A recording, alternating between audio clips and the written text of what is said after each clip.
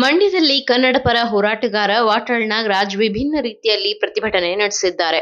Gas cylinder ಕೊರತೆ ವಿರೋಧಿಸಿ ಈಡುಗಾಯಿ ಚಳವಳಿ ಮೂಲಕ ಕೇಂದ್ರ ಸರ್ಕಾರದ ವಿರುದ್ಧ ಆಕ್ರೋಶ ವ್ಯಕ್ತಪಡಿಸಿದ್ದಾರೆ.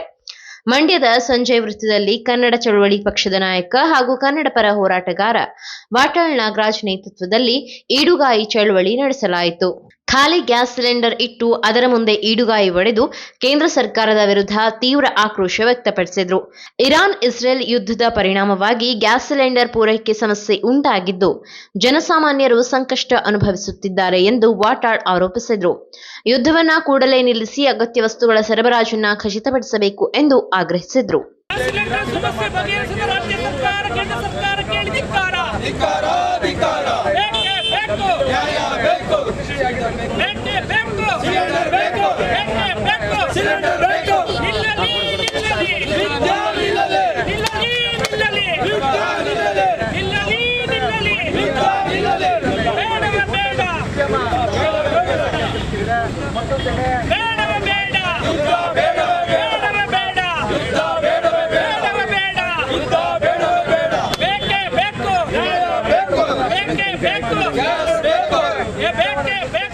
ಬಹಳ ಗಂಭೀರವಾದಂಥ ಪರಿಸ್ಥಿತಿಯಲ್ಲಿ ನಾವಿದ್ದೀವಿ.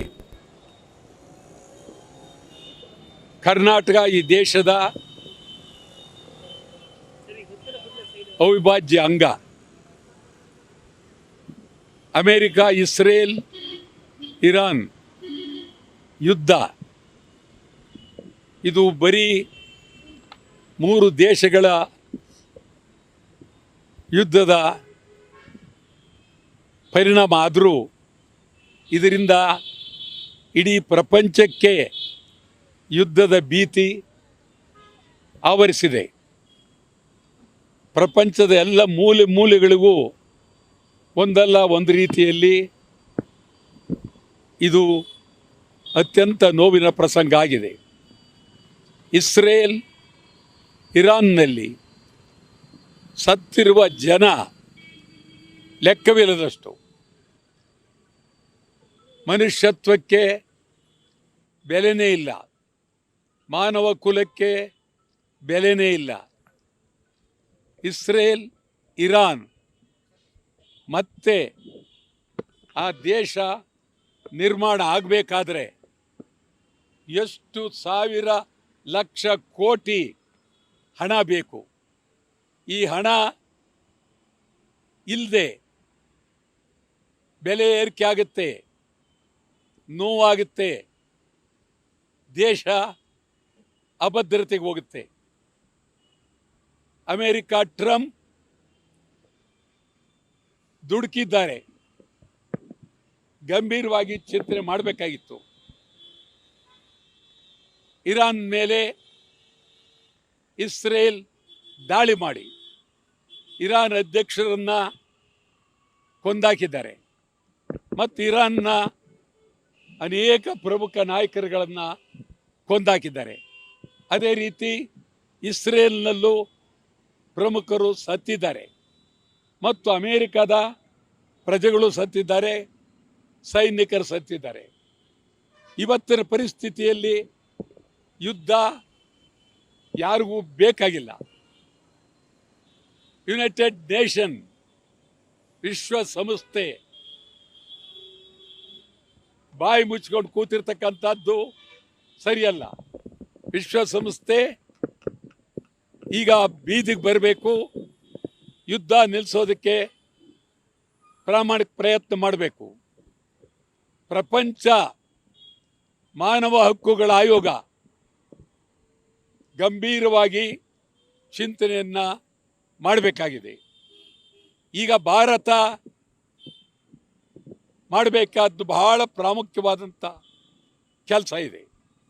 ಭಾರತ ಪ್ರಧಾನಿ ಮತ್ತು ವಿರೋಧ ಪಕ್ಷದ ನಾಯಕರುಗಳು ನರೇಂದ್ರ ಮೋದಿಯವರ ನಾಯಕತ್ವದಲ್ಲಿ ಅಮೇರಿಕ, ಇಸ್ರೇಲ್, ಇರಾನ್ ಮುಖಂಡರುಗಳನ್ನು ಸಾಧ್ಯವಾದಷ್ಟು ಮನವೊಲಿಸಿ ಯುದ್ಧ ನಿಲ್ಲೋದಕ್ಕೆ ಪ್ರಯತ್ನ ಪಡಲೇಬೇಕು. ಕರ್ನಾಟಕದಲ್ಲಿ ಯುದ್ಧದ ಭೀತಿ ಭೀಕರವಾಗಿದೆ. ಕರ್ನಾಟಕದಲ್ಲಿ ಬಹಳ ನೋವಾಗಿದೆ. ಒಂದು ರೀತಿ ತುರ್ತು ಪರಿಸ್ಥಿತಿ ನಿರ್ಮಾಣ ಆಗಿದೆ ಕರ್ನಾಟಕದಲ್ಲಿ. ಬೆಲೆ ಏರಿಕೆ ಗಗನಕ್ಕೆ ಹೋಗ್ತಾ ಇದೆ. ಪೆಟ್ರೋಲ್, ಡೀಸೆಲ್ ಸಿಕ್ಕಾಪಟ್ಟೆ ಏರಿಕೆ ಆಗ್ತಾ ಇದೆ. ಇದು ಬಹಳ ಗಂಭೀರವಾದಂಥ ಪರಿಸ್ಥಿತಿ. ಗ್ಯಾಸ್ ಸಿಗ್ತಾ ಇಲ್ಲ, ಸಿಲಿಂಡರ್ ಸಿಗ್ತಾ ಇಲ್ಲ. ಇನ್ನು ಯುದ್ಧ ನೇರವಾಗಿ ಶುರುವಾದರೆ ಇನ್ನೂ ಭಾರಿ ನೋವಿನಲ್ಲಿ ಬದುಕಬೇಕಾಗುತ್ತೆ. ಕರ್ನಾಟಕದ ಪಾರ್ಲಿಮೆಂಟ್ ಸದಸ್ಯರು ಈ ಬಗ್ಗೆ ಕೇಂದ್ರದ ಜೊತೆಯಲ್ಲಿ ಮಾತನಾಡಿ ಕರ್ನಾಟಕ ಬರುವ ಗ್ಯಾಸ್ ಸಿಲಿಂಡರ್ ಕೂಡಲೇ ಒದಗಿಸಬೇಕು ಅಂತೇಳಿ ಒತ್ತಾಯ ಮಾಡಬೇಕಾಗಿದೆ. ಕನ್ನಡ ಚಳವಳಿ ವಾಟ ಪಕ್ಷ ಯುದ್ಧ ಬೇಡ ಅಂತ ಹೇಳಿ ಇಡೀ ರಾಜ್ಯಾದ್ಯಂತ ಚಳವಳಿ ಆರಂಭಿಸಿದ್ದೇವೆ. ಇವತ್ತು ರಾಮನಗರದಿಂದ ಮಂಡ್ಯ, ಮೈಸೂರವರೆಗೆ ತೀವ್ರವಾದಂಥ ಚಳವಳಿಯನ್ನು ಮಾಡಿ